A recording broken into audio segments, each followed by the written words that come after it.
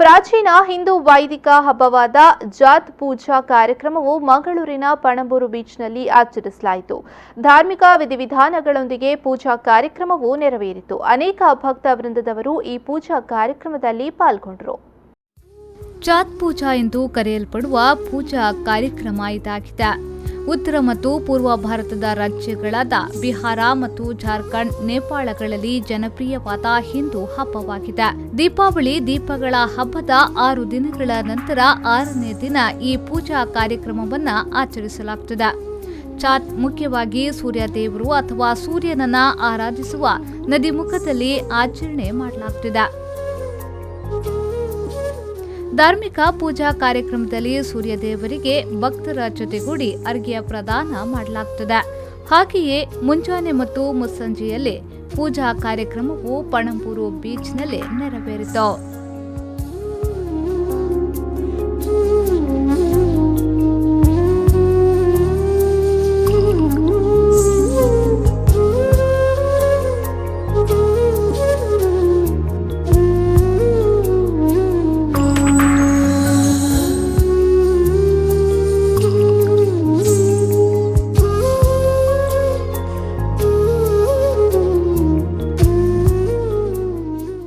ಕಾರ್ಯಕ್ರಮದಲ್ಲಿ organ donation India ಫೌಂಡೇಶನ್ನ chairman ಮತ್ತು Pandit health resort ಮತ್ತು ಸ್ಪಾದ ಮುಖ್ಯ ಪ್ರವರ್ತಕ ಲಾಲ್ ಗೋಯಲ್ ಅವರು ಪಾಲ್ಗೊಂಡು ಮಾತನಾಡಿ, ಜಾತ್ ಎಂಬುದು ಪ್ರಾಚೀನ ವೈದಿಕ ಹಬ್ಬವಾಗಿದೆ.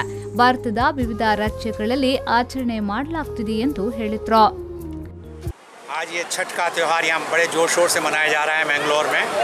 वैसे तो ये त्यौहार बिहार की ओर से है, लेकिन यहाँ पे बिहारी भाई जो हैं वो सब बहुत श्रद्धा के साथ जिस तरह वहाँ मनाते हैं वो यहाँ हैं, वो सब यहाँ मना रहे हैं और बहुत ही अच्छा लग रहा है, क्योंकि एक दूर के प्रदेश में अगर कोई इस तरह का त्यौहार मनाता है तो ये दिखाता है कि हमारे यहाँ कितनी विविधता में भी एकता है। और ये आज शाम को अभी सूर्यास्त तक वो देंगे, अर्घ देंगे, फिर सुबह अर्ली मॉर्निंग फिर भी अर्घ दिया जाएगा यहाँ पर।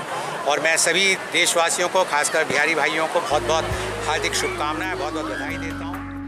ಅನಂತರ IRS ಪ್ರಿನ್ಸಿಪಾಲ್ ನರೋತ್ತಮ ಮಿಶ್ರಾ ಅವರು ಮಾತನಾಡಿ, ಸೂರ್ಯ ದೇವರನ್ನ ಆರಾಧಿಸುವ ಹಬ್ಬವಾಗಿದೆ.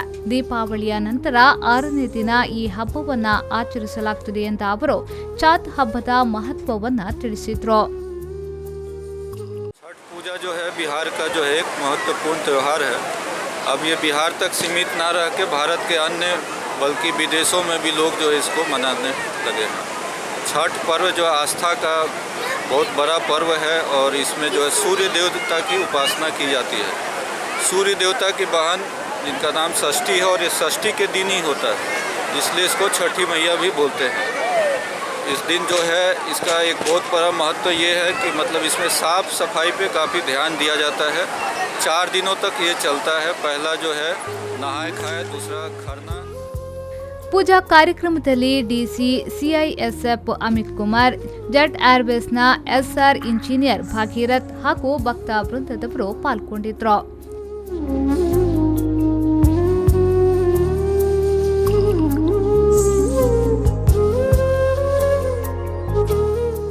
ಶರಸಾಲಿಯಾನ್, ವಿಪೋ ನ್ಯೂಸ್ 10 ಪೋಸ್ಟ್ 7 ಮಂಗಳೂರು.